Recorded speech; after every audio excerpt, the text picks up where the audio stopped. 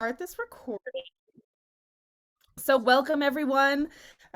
We are getting started with these Boehm Caprices. We're on the second week in Etude of the Week.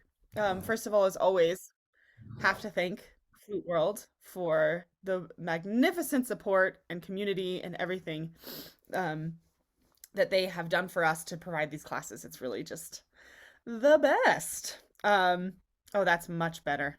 Good job, Nai. This looks great. Um, you got some cool instruments there. I'll ask about those in a little bit. Thank you. So, we are, yes, into the Boehm Caprices now. We're doing number one and number two. I had a couple of people who said they wanted to play, but it seems like they're not here yet. So, if anybody who's here would like to play something, please feel free. It's totally open. Oh, here we go. Ruth's coming in. Hi, Roseanne. There Sorry she about that. is. Hi, I just changed Perfect. devices. Hi. Oh, yeah. That'll work. Yeah, thank you. Technology sometimes is the best, All right, sometimes not so much. all right. Shall I mute So, myself now? Yeah. if you want to, yeah, that's fine. And then if you want to talk, feel free to unmute yourself at any time. So, for those of you who have never been to a class of mine before, I really appreciate having things be really open. So if anybody has any comments or questions or wants to start a discussion about anything, there she is. Hey, Ruth. Oh my God, you're amazing. My man just brought me coffee. Thank you. You're the best. It's what I need. So, uh, yeah, if anyone at any time wants to, talk about anything, whether it has to do with the Caprices or not, please feel free to speak up. Yeah, exactly, Ruth. Now I'll have the energy. Or say something in the chat or whatever. We can bring up any sort of topics that you guys want to talk about. But let's start with these Caprices. Ruth, you signed up to play. Do you have one you'd like to play in particular, number one or number two? Number two, I think. Let me find Perfect. Awesome. on my Cool. iPad. No worries. Yeah, let's get started. We'll go through some number one stuff first. Number one is like my favorite etude. And then once we're done with number one, Ruth, we'll have you play number two and then we'll talk about it. Does that sound okay? Yeah. Cool, perfect. So, for those of you who I can see and even those who I can't, how many of you have had experience playing these before? Or how many of you have started working on this Bone Caprice number one? Just a little bit naive, kind of, yeah, awesome. Thumbs up, maybe a little. Cool. I dealt with his modulations before in other Yeah. etudes, but not this one. Lena, your hair looks great. Good job. She's like, yeah, whatever. Roseanne says thumbs down, so no. So these Caprices actually were, for those of you who may not know, I studied with James Galway for many, many years, did his master classes for a long time, and he loves these Caprices. We did them all of the time at his master classes, and it was just so wonderful to hear him play these in such a beautifully musical way. Um, so with number one, right away, we have vivace and a lot of notes. So it's kind of scary to look at this right away, right? So let me share my screen actually, and we can we can all look at this together. Here we go. Okay.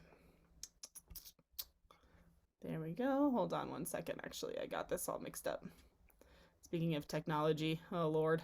I've been playing Stravinsky Rite of Spring all weekend, so my brain is like fried from counting and notes. It's been really fun, but it's a kind of a different vibe. Okay, here we go. Share screen. Boom. Caprices. Great. Can everyone see this? We good? Awesome. Let me get this thing out of the way, and this thing out of the way, and this thing out of the way. Awesome. There we go. Okay, so right away, we have vivace and a lot of notes, like I said, which is so scary. And the worst of it all is that we start on our favorite note, a low C. Nice, like, yay, round of applause for the low C. How many of you feel really comfortable with just popping your low C out? No problem. It comes out and it sounds really great every time. Anyone? Ruth's like, yeah, me. Ruth, you're awesome. Besides Ruth, you know. It depends on the Yeah, flute, though. It depends on the flute. sure. Yep. It depends on what kind of shape your flute is, too, sometimes, also, right? It also depends on the day. For me, it sometimes depends on what mood I'm in. You know, if I'm having a very sort of tense situation, tense week, or a tense day, it gets a lot harder. You have to have a lot of openness and be pretty relaxed when it comes to this. But if you're starting this etude feeling a little bit stressed or overwhelmed by it, the chances of your low C coming out are a little lower, you know? If you have your flutes around, feel free to get them out.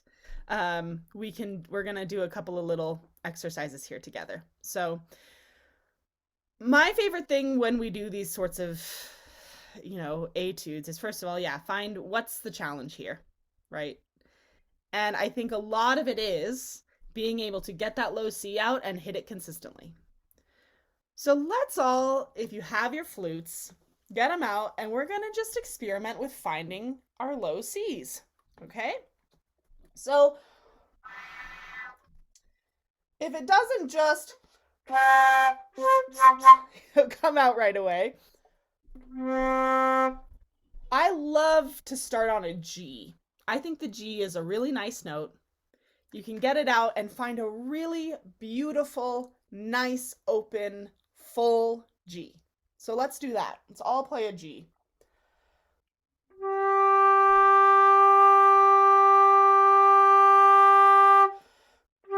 Really nice and loud, right? So you feel like you can feel your flute vibrating, you feel it under your fingers of the left hand.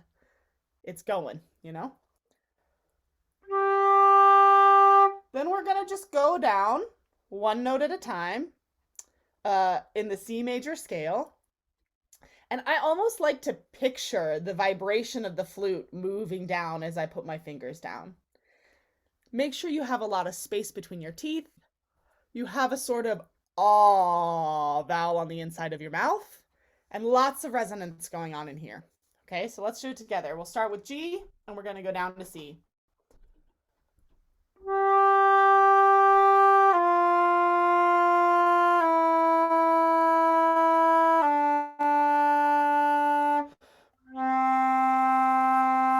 All right, we're going to go a little faster so I don't have to take a breath there.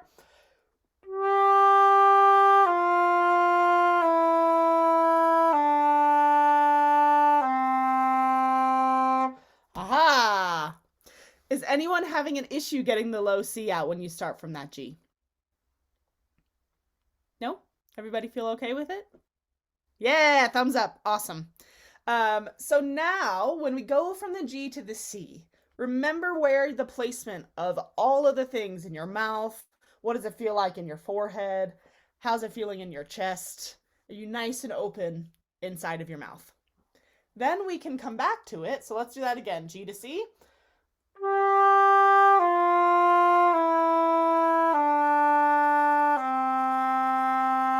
Great. Now, wait, I'm going to open the chat. I see somebody said something in the chat. Cool. 14 low C's and 4 bars, exactly. Like, geez. Okay, now we remember where that is, and you can get that low C right away.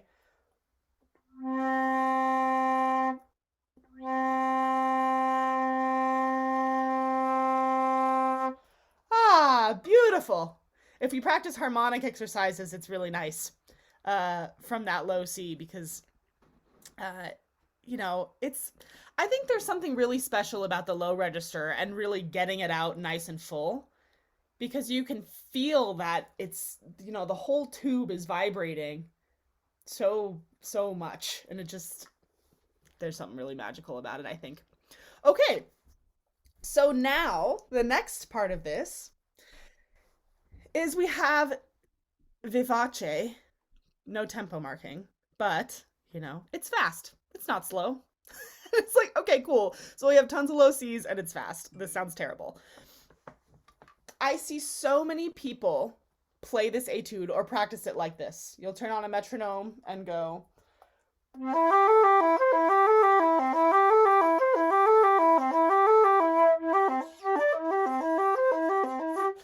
Very in time, very steady, which a lot of times I think is great. There's no harm in practicing things in time and very steady. However, I think that a lot of times we hold ourselves back actually because you get afraid of playing something like this.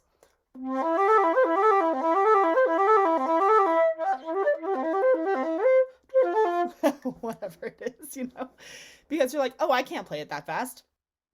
It's too much. But instead, if we practice it in a different way, so we are going to take these little groups and separate the melody from the harmony. Okay. I don't know if any of you saw Roderick Seed's post about, I think it was actually number 2, which we'll get into, but a similar sort of thing here, where we isolate the melody from the other notes. And instead of doing the melody first, we're going to do the harmony first. So the melody is the first note of every group of 6, and the harmony is the last 5. So if we separate these and do these 5 notes, so go ahead, please feel free to play these with me. I'll play them, you can repeat. Play these 5 notes as fast as you can. We're not worrying about the metronome marking. We're not worrying about things being in time right now, okay? We're just gonna get a little confidence in our fingers. So we're gonna go like this.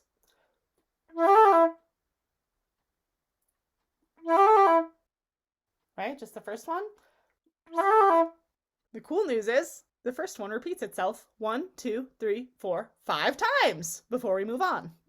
So everybody do that for just a minute. We're just going to play those.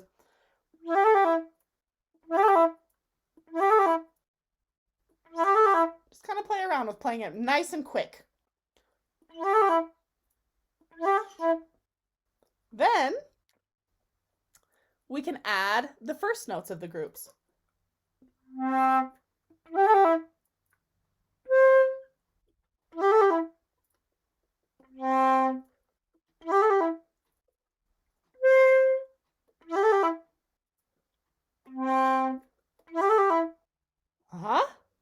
Pretty cool, huh? And you keep them separate for just a minute, just until you kind of get that melody line going. Let's do it again.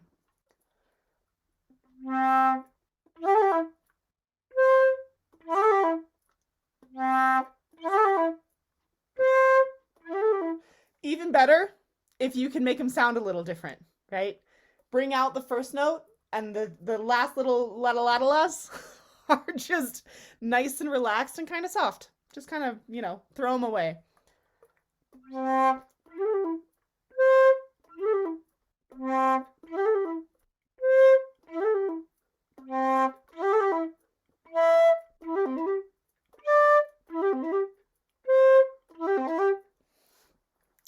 So on and so forth. We go like this.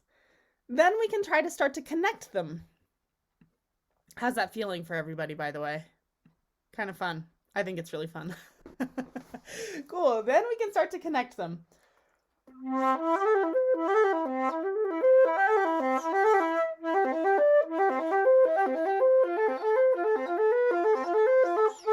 But I think it's wonderful to just go through all these little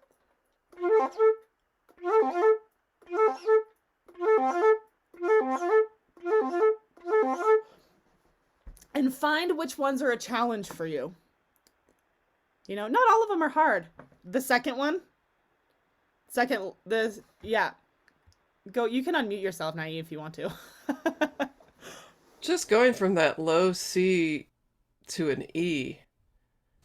Like, oh, totally. yeah. Yeah. G, low C, Like this. E. That's not easy. It is not easy at all. Now, this may be controversial, so you can take or leave my advice if you'd like. I am not very strict when it comes to making sure that I move my pinky back and forth to things.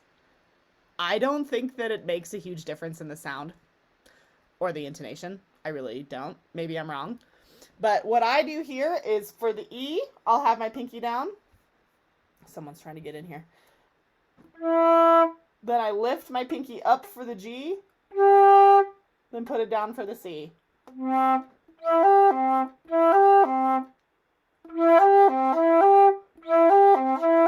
And then I do move my pinky back over for the E, but it's not critical that it goes super fast. It's kind of chill, you know? But going from the G to the C, when I'm on the G, I'm already positioning my embouchure and my jaw for the C. Like right from the beginning, I'm thinking C embouchure. And in a way, it kind of helps the E and the G get a really nice sort of low quality to them anyway, you know? So then, oh.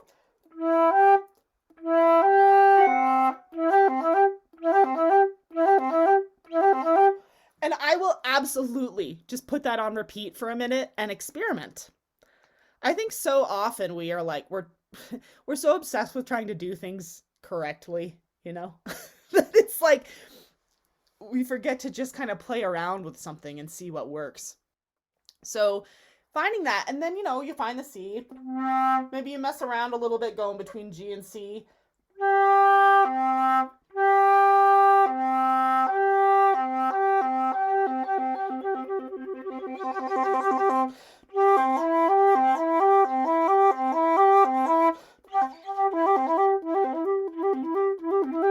It's kind of fun, you know, until it feels nice and comfortable. Then you can put it back into context. But you're totally right. That one's hard. I think this one's hard too. The F.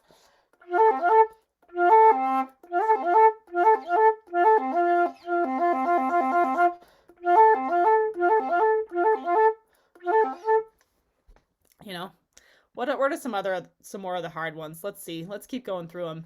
So we got F, F, A, C. Lots of those. And then this next one's not too hard. The F, G, D, F, G.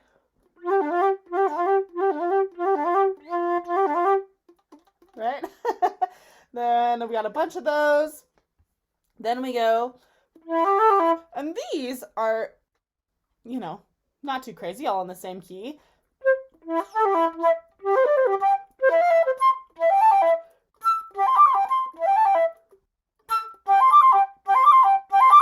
That was a lot of left hand movement.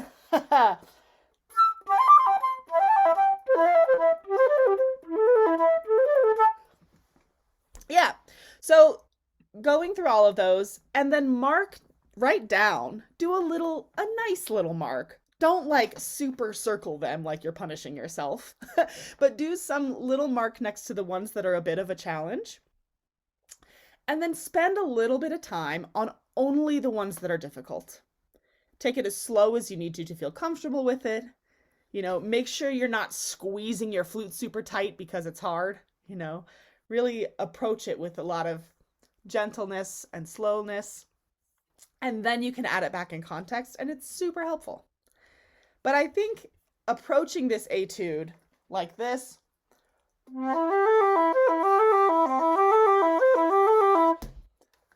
I just don't think it's very helpful, actually. And it's not as fun. It's like, you know, feels super strict and kind of boring. So, Lena, I think, did you sign up to play today? Yeah, did you? No? Okay. I got a list of the people that signed up to play, but I feel like I don't remember. If anyone would like to play any of this, again, I'll say it again, please feel free to let me know. Cool. Does anybody have any other questions about number 1 that you'd like to take a look at, talk about? Any other challenges, thoughts, comments? Yeah, please, Nai, go for it. Niall O'Riordan style. I find it helpful to just like break it into measures, like Yeah. something like, you know, practice like that. Yes. Absolutely. Absolutely. I think it's so important to keep things to kind of separate things that way for our brains, you know? If you just go through the whole thing and don't stop and kind of get a sense for what's going on, It's not very helpful. Yeah, absolutely. Another thing that I think is helpful as well is to do the other side of it, right? So we were doing just the now just take it and do the first notes. Play them as beautifully as possible and melodically as possible.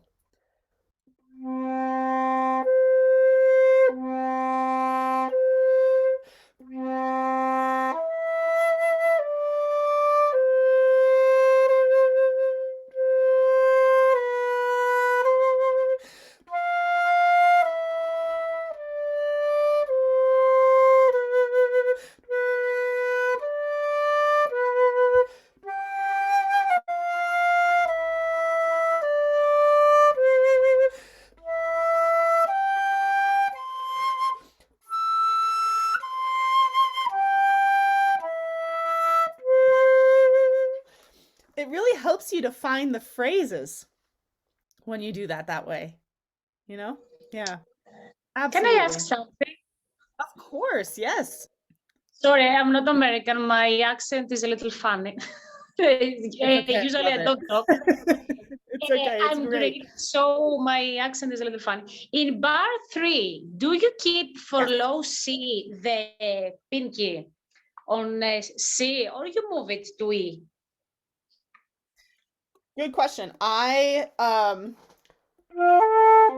So kind of similar to what I did with the EGC. For the F, I keep it on the E flat key.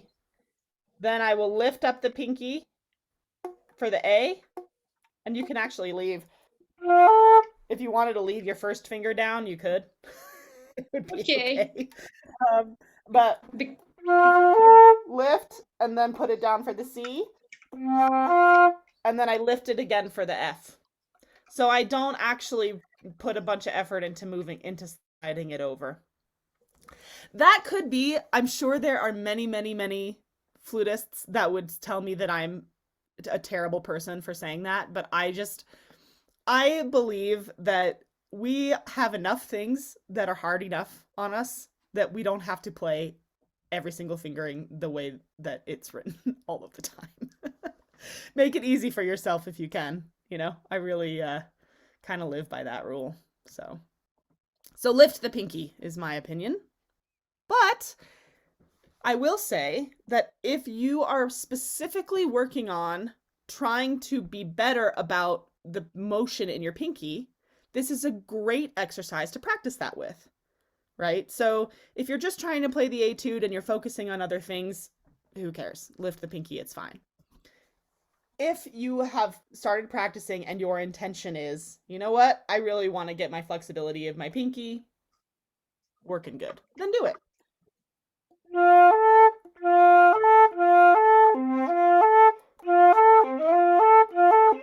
Maybe I need work on that because it's hard for me. But I don't want to, so I probably won't. I used hope to that I- do Trevor. I used to do Trevor Y exercises for the, here. When he makes you go all the way down to like do this. Yes, and when I do these exercises, I bend this key Yeah. always. Yeah. Yes. Always It's I like, bend this key. yeah. Yeah. And we want to make sure, especially in the right hand, you know, everything should feel very easy and nice. Never that we're really squeezing the flute, you know, or that you're moving your fingers and slapping the keys. Galway always used to say, really caress the keys, you know, and I always try to keep my fingers kind of touching the keys all of the time. Then they have less distance to move.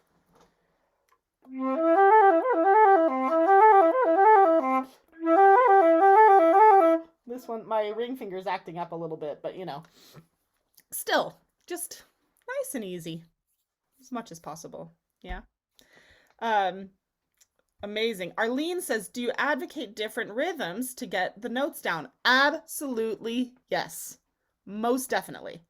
I think that it's one of the best things for our brains, excuse me, to, especially when there are passages that are just tricky that we're not really getting, right? So one of the main kind of ways to do the different rhythms is always slow, fast, and then fast, slow.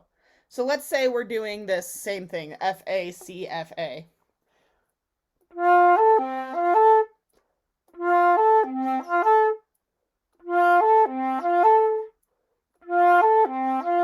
Right? Ba, ba, ba, ba, ba. Or then we can switch to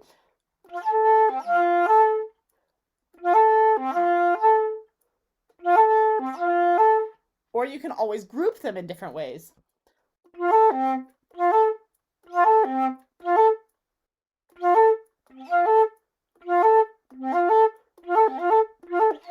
It's so helpful. It's actually incredible how it works on our brains and how quickly you can fix uneven things. So a lot of times, like if you're playing, whatever Mozart things, or whatever, if there's anything that comes up that's your fingers aren't even for some reason, practice rhythms are fantastic. So good to use. Yeah. Great question, Arlene. Cool. Let's keep looking through here and just see if there's anything else. Yeah, so then we have some thirds.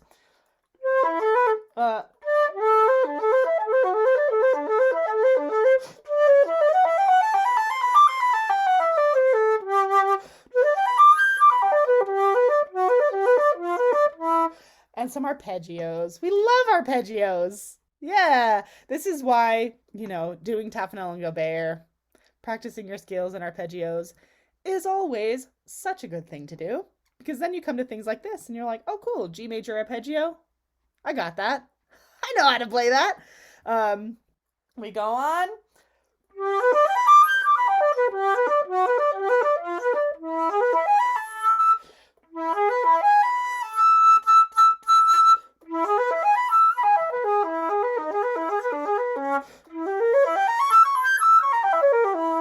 Little diminished thing. It's so cool. I just love this etude a lot. Good. Then we go back through. We have some articulation, but it's all pretty much, similar kind of vibes through this whole thing until the end. Great.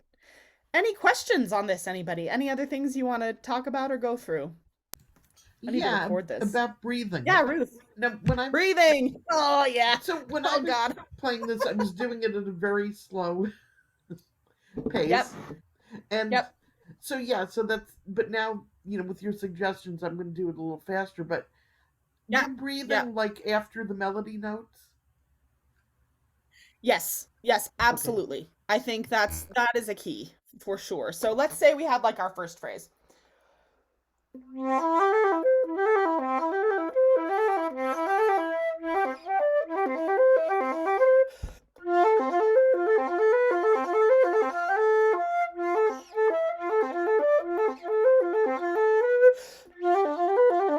So yeah, I would always land and then take a breath after, just so that the flow of the melody keeps going. And I think when you play this a little instead of this,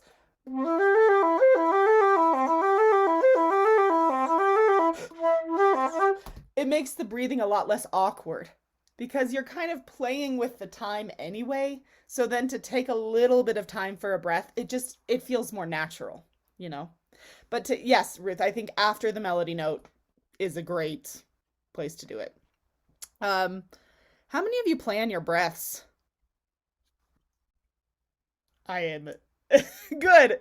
You're better than me, Nai, because I always teach everyone to do it and then I rarely actually do it myself. So, but I just mark them. But it doesn't always work out the way it's marked, but yes, agreed. But it's so important. I think etudes are a brilliant place to practice marking breaths. And also, I want to say the breaths that you mark don't have to be permanent, right? If you're playing through and you do your best to take all the breaths that you mark, turns out some of them aren't really working out, change them, experiment with those. But I think changing them on purpose and being intentional about where you breathe is so critical for all etudes, every single one. Yeah. Awesome. Cool. So I don't want to move on with this one. I just want to play it all day long. So maybe after this, I'll actually do a recording. We'll see. I got to go play more Stravinsky though. But now I would love to hear Ruth play number 2. How's that sound, Ruth? Are you going to put You it ready up on to the go? screen? I am. Are you going to put it on the screen I'll put again? it up on the screen. Yes, I will. Yep. Good, I'll look at yours then. You got it. Okay, perfect. Let me know, Ruth, if you want me to do a if you want me to scroll for you or if you want me to show you the whole page. Oh, either way. So I can do. Okay, cool. That looks familiar. Let's just do the whole page here. Show single page. Is that too small for you? Can you see it? I can see it. Then Okay, I can use cool. an excuse for hold on a sec. I can use an excuse when I miss notes. I love I it. need it You're a welcome. teeny bit bigger. Okay, you got it. Yeah. You got it. No problem. I'll just do this, and then I'll scroll when you get to the right place. Okay.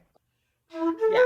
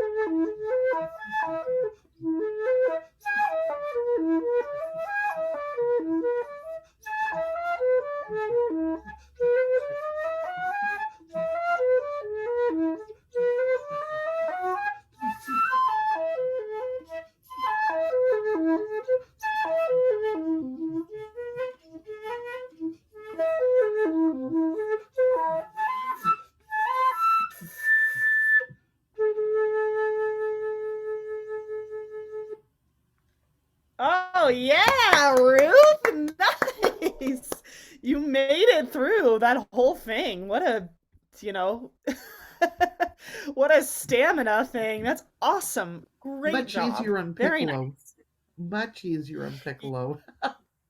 That's amazing. Yeah, why do you think that is? I practice it more. I'm not really sure if it will be easier for other people, Yeah, but fair. Yeah. Yeah. Yep. I think it's a matter of like how much, air you're using too, things like that. But great. So what were some of the biggest challenges for you with this Etude, Ruth? breathing, Yes, you know, absolutely. yeah, and phrasing. And Yep, there was a few places that I invented some totally. notes. Played F Oh, sharps that's instead fine. of F naturals. Honestly, that's the least of our concerns. I think when people miss notes, in our minds, it's like the most tragic thing, but really, it's not. It's not. I think that breathing and phrasing and character come first before, if you miss a couple notes, we're human, so it's fine. Like, nobody ever gets that upset about it. Unless you fall completely off the rails, then it's a little bit of having to, learn it a little bit differently. But I think if you really understand where you're going to breathe and you understand the phrases, that helps with all of that. And I think that you really did a great job with a lot of it. As far as breathing goes, I think with a lot of these etudes, it's very, very, very similar to number one, where we have these phrases and we are so obsessed with playing in time that we don't take all of the time that we can take to breathe, right? We're always trying to like, oh God, I have to take a breath really fast and now I don't have enough air and this is never going to work. So for example, if we start here from the beginning, first of all, this is a soapbox I could be on forever for the rest of my life. I will talk about it every day, every class I ever give. Take time before you start to breathe. Take the time, right? I think you did, Ruth. I'm not yelling at you. I'm just saying this to every person because I think we're always so anxious to get started. You're up page or you're here on Zoom or even in your own practice room. It's like all you're thinking about is starting, that we don't just stop and get a really good breath. There's no excuse, right, to not take as much time as you need to breathe before you start. So my strategy is take a couple of breaths before you take the breath that you're going to use. Get ready, get the flute up. Then we take a breath. Hold, set your embouchure, then play. Right? So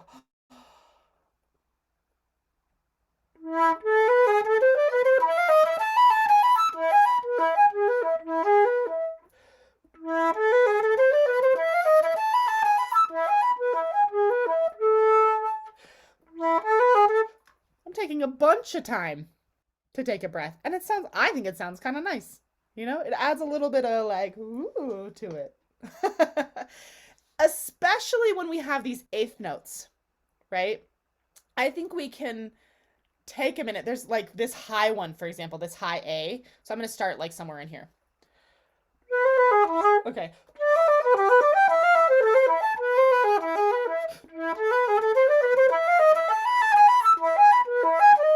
Oops, sorry. I'm going to do it again.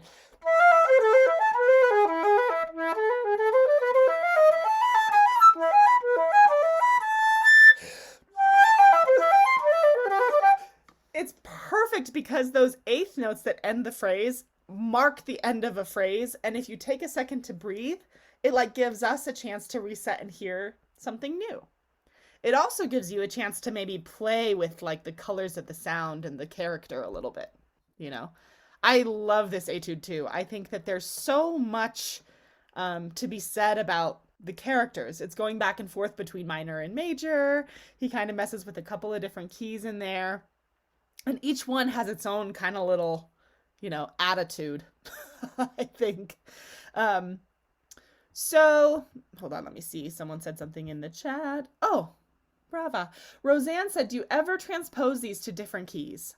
I wish that I could say that I have transposed this to a different key because it would be such an amazing thing to do. I personally have not done that with any of these, but I would highly recommend it to anybody who wants to try to do these in some different keys. It'd be amazing. Yeah. I'm not going to do it for you. But if you want to do it, go for it. So another thing about this etude that I think is wonderful is it has a very similar outline, just like the other thing does, right? Before we had, this time we have,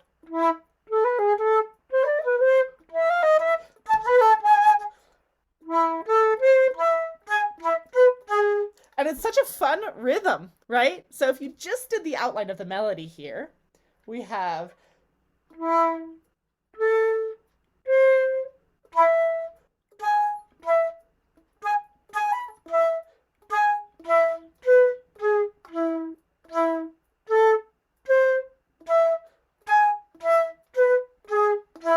it's like so makes you want to dance a little bit. You know? It's like got a little jazzy vibe to it. So I think it's really fun to play with that.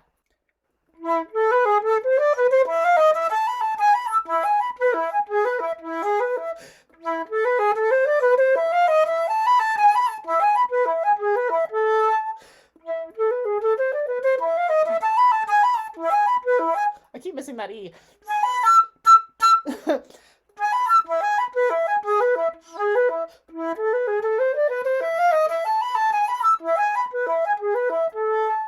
Yeah, it's so cute. What's your favorite part about this one, Ruth?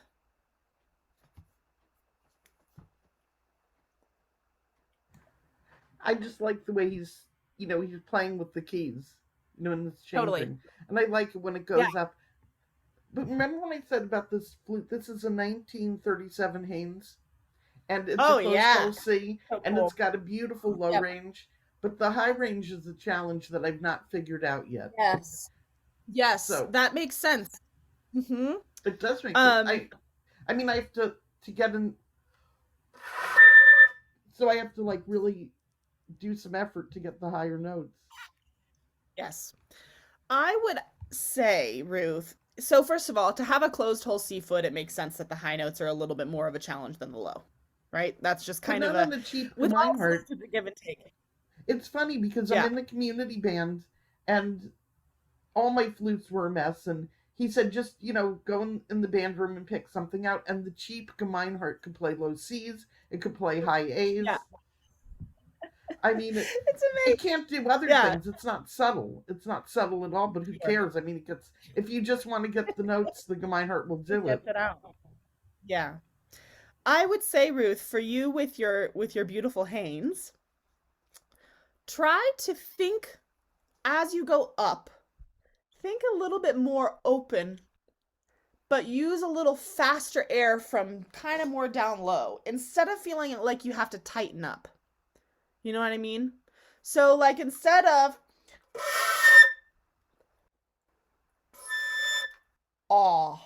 it's almost like I'm vibing with almost like it's a low C, but it's a high A. You know what I mean? Try it. See what happens if you think low as you're playing a high note. Pick anything. I hope this doesn't hurt anybody. It's okay. Turn your volume down. Yeah, that does help. Ruth, that's already so much better. Yes. Yeah. But the key is, so this is actually a very common thing with people as well. When we're playing high notes, we automatically close up on the inside of our mouths, because you know what that does is it makes our air go faster without us actually having to use more support, right? To make the air go faster from deeper. This is kind of the like cheater's way of getting high notes out, but it's natural for us to do that.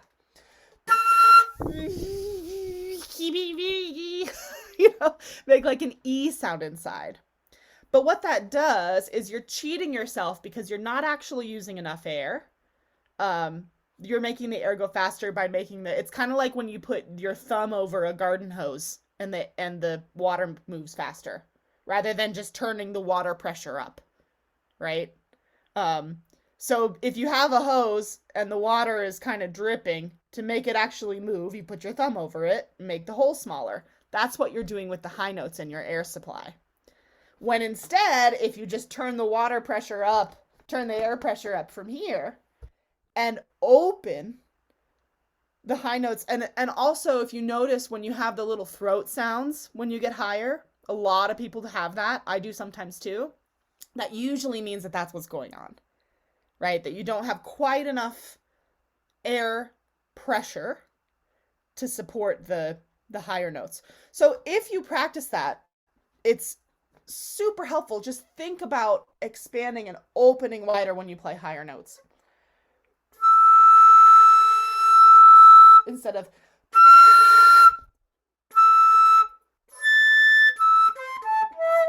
harmonics help with this a ton. So if you do our low C harmonics,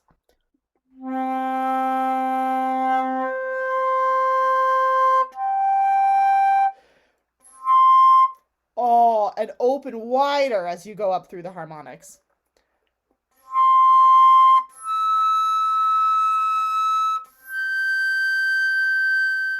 Right?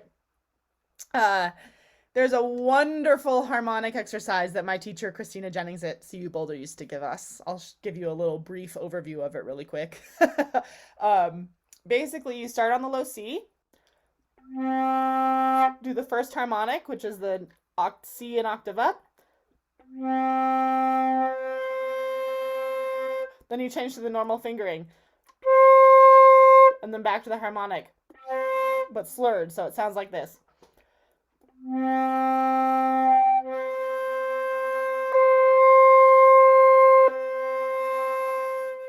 Then you start from that, what harmonic you left off on. Oh, I hate the G one.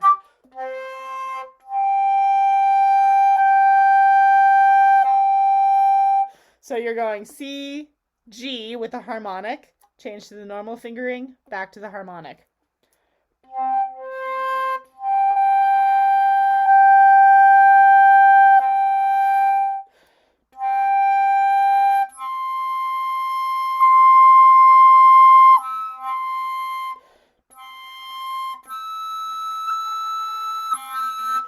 It helps so much with understanding how much air you actually need for those things to work. And it helps with intonation, not to mention, especially that E one. If any of you want a written out version of that exercise, I have them. Just send me a message on Facebook or Instagram or my email address. Here, I'll put it in the chat, actually. Feel free to email me and I'd be happy to send it to you because it's so helpful. There you go. And yeah, but so Ruth, I think as you're kind of progressing with this instrument and with all of these things, think low when you're playing high, and I think it'll help you a ton. See what happens there. So now back to the Etude. I want to just kind of call out some of these really fun moments where it might be possible to add a little bit of character, right? So we start with our A minor, totally minor.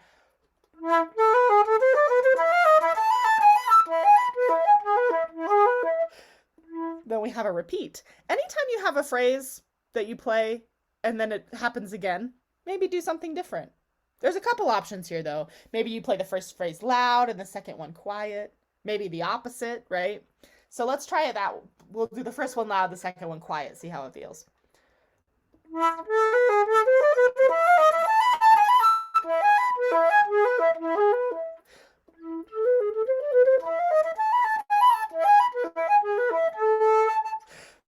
Cool, that's kind of cute, right? Maybe something different here.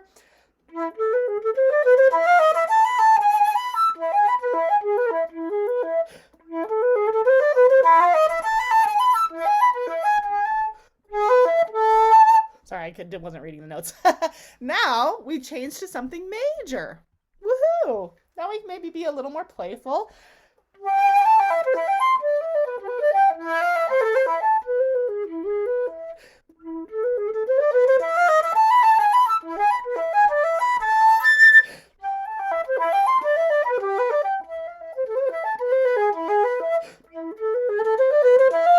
I'm doing the terrible articulation. I'm not doing the articulations right, but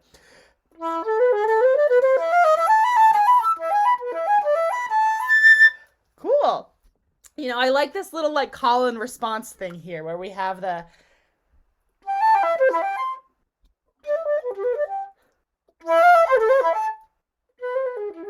it's a little conversation between a couple of little critters or something, you know?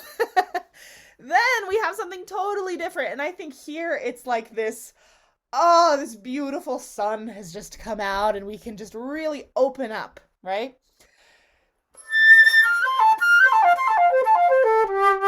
Totally F major, like, oh, F major is such a nice, lovely, bright, beautiful key, right?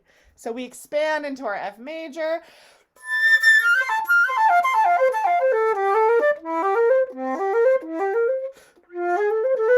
Oh, sorry.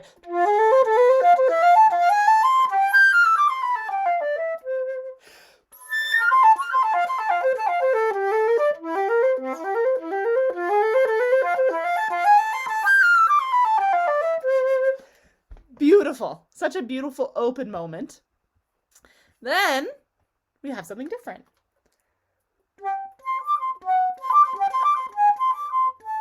And it adds a little bit of chromaticism after we have this really nice open thing. So this is a little bit, there's a little more tension, but it's still so playful. Like it makes me think of like Bambi or something. Like there's like little cartoon creatures just like hanging out and playing together, and it's super innocent and sweet. There's nothing very dark about this A minor etude, you know? It's actually just really nice. So here's very light.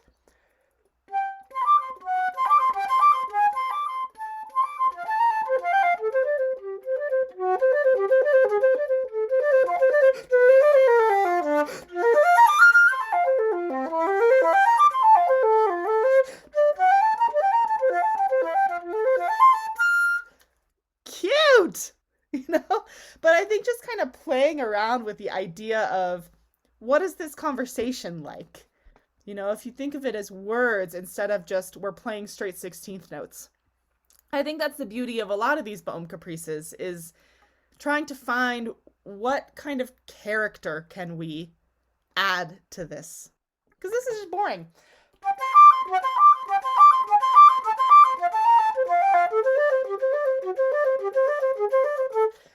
Who cares? You know? Oh, sorry.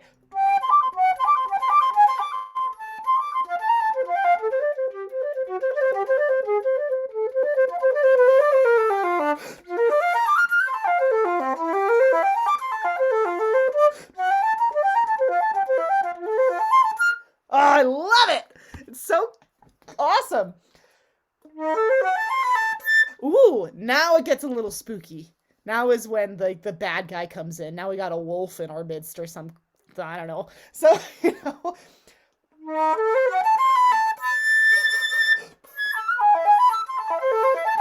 Now we're running away.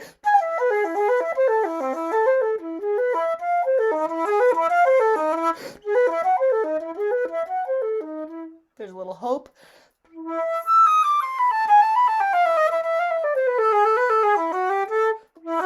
G sharp. Now back to the beginning. It's really just so well written. I love it so much.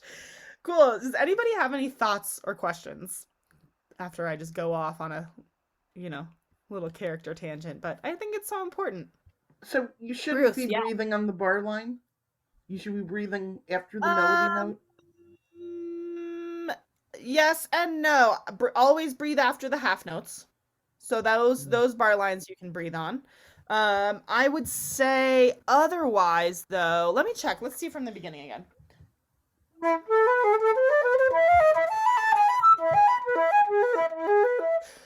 No, I think there's quite a few bar line places you can breathe, as long as it's at the, you know, the end of a phrase, the beginning of something new. I think with number one, most of the time you're gonna want to breathe after the first note. You don't want to breathe on the bar line in number one as much, but in this one, I think there's a lot of places that you can, and that it makes sense. You know, yeah. Cool. Anybody else? Any last minute thoughts, questions about the etudes or not? While we're here. I have a really dumb question Yeah, about fair. accidentals when you're going that fast.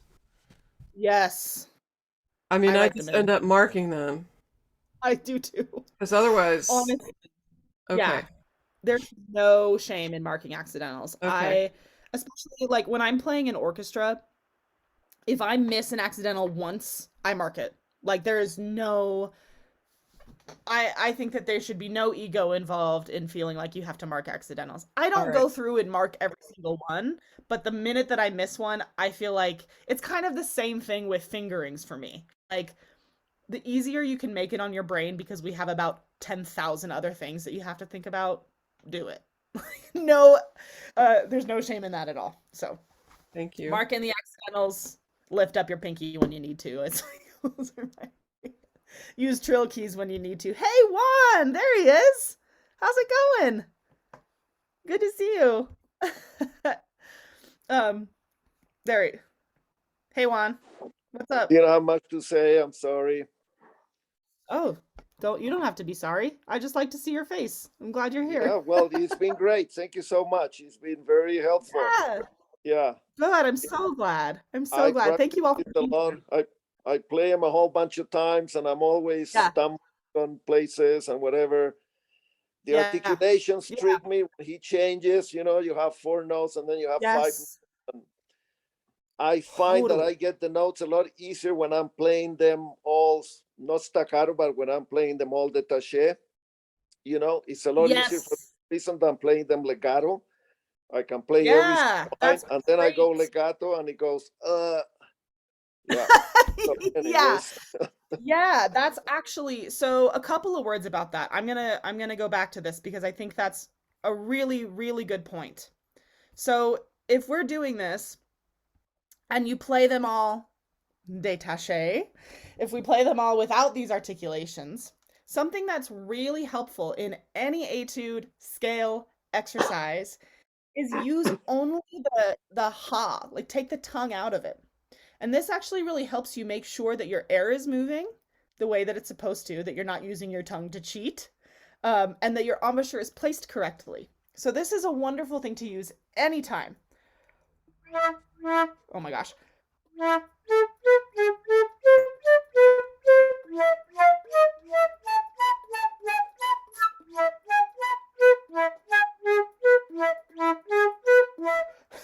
I could probably only do it for like 3 lines because your abs start to hurt and it's like a but especially with middle E's, if you take your middle E and do that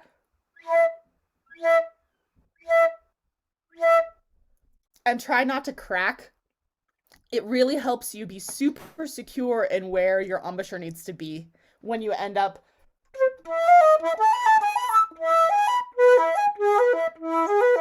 right? It helps you really know where your placement is. Now, Juan, when you have issues then adding it in legato and it feels more difficult for you, I think using those practice rhythms we talked about a little earlier can be really helpful. So if you go through and do a little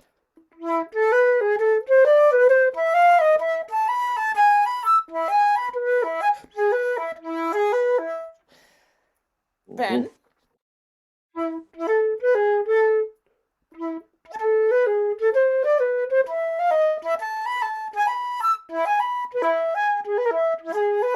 right? Mix it up a little bit. That can be really helpful. When you do that, if you try to keep the correct articulation, it's really hard. I just messed it up a bunch. That can really help too. Um, the other thing is, and this is actually a really important point. I think that so often with these etudes, we do too much at once, right? So to be a little more disciplined in isolating smaller phrases, so like only work on those first 4 measures for a little while.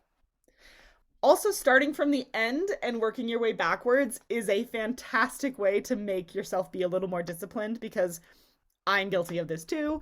A lot of times when we start, you start and stop and start and stop and start and stop, and you never actually get to the end. So if we go from the end instead, let's say we do it 4 measures at a time. I think with an etude like this, it would work really well. You start with these last 4 measures.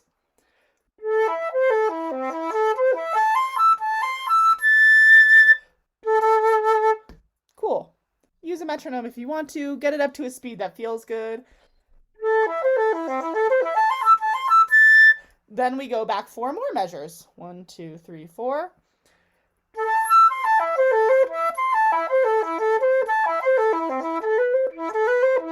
Okay, maybe this measure's a little tricky, so I'll stop and do a